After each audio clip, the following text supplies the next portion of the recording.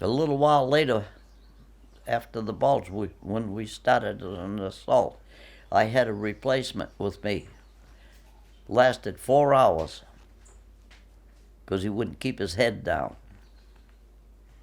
Well, he got half of his head torn off. From artillery? Or Yeah, from a piece of shrapnel from artillery. He was there for 4 hours? For about 4 hours with me, yeah. What, was he just really nervous, or? Oh, yeah, but he kept lifting his head up, and I tried to pull him back down, but he was afraid the Germans would come in on us, and I kept telling him, as long as they're shelling us, the infantry won't come in. But when they stop, you want to get ready. So I read somewhere that oftentimes the guys who would get killed were replacements. Right. Did that happen a lot? Oh, yes. You know what we called replacements? Cannon fodder. Feed for the cannons. Do you take any casualties when you guys were guarding the submarine pens? Oh, yes. A few. And I'm one of them. What happened? I could speak French at the time. And fairly fluent. But the French is different than the American French. It's like the American English and the British English, and if you talk slow, you could understand each other. Well, my platoon leader and platoon sergeant come up, and he had 3 Frenchmen with him, FFE, they called them, French Guerrilla Forces. And they says, Ross, tell me what they're saying, the lieutenant, And I told them what they were saying. They knew where a bunch of Germans was hiding. And so they decided to go after him, the lieutenant and sergeant and the 3 Frenchmen. And he asked me to go with him because they couldn't understand what they were saying, so I had to interpret for them. So anyway, we got out about a mile of that, and one of the Frenchmen leading the column tripped a mine, anti-personnel mine. There was 2 of them in front of me, and they got blown pretty bad. And I was the 3rd man in line, and I lucked out. I had just minor injuries because they absorbed most of the metal. And my sergeant was behind me. He lost his leg and got some bad injuries. And then the lieutenant, his right side was kind of ripped open, and the Frenchman in the rear, and I administered first aid to him, and then went for help.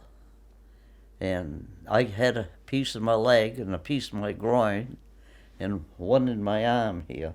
And and when I first come to from the concussion, I'm ripping my pants open, and the lieutenant's laying next to me, and he says, "What are you doing?" I says, "Boy, I think I hurt." And it missed something about that much. The shrapnel got me right in here. I missed your groin. Yeah, I was more concerned of that than anything.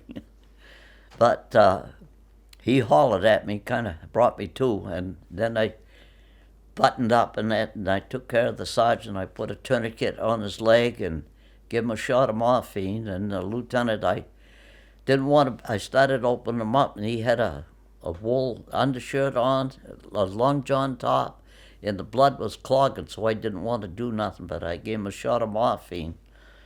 And then the Frenchman in back had just minor injuries, so I just let him stay there, and I went after help. What about the 2 Frenchmen in the front? They didn't know what hit them. Well, they were killed? Instantly, yeah. And I went and got help. Who did you go to for help? Well, I went about 3/4 of a mile back to our lines and told the guys what happened, and I showed them how to get back there. Then I collapsed. I have a write-up from the newspaper here. You can read it later. What happened to your sergeant who lost the leg? He died on the way to the hospital, and the lieutenant survived. As a matter of fact, 2 years ago, I ran across a guy that knew him in Ohio, and he was still alive. Is he still alive? Well, he was 2 years ago. Your sergeant, was he lucid when you were administering aid, or was he unconscious? Oh yes, He wanted his rifle back. I wouldn't give it to him because I knew what he wanted to do. He wanted to inflict a wound on himself. He wanted to kill himself? Oh, yeah, the condition he was in. How bad was it? Well, he lost a leg right up to here, and then he had some stomach wounds. What kind of things was he saying? Oh, he was kind of upset, and that he was in that physical condition.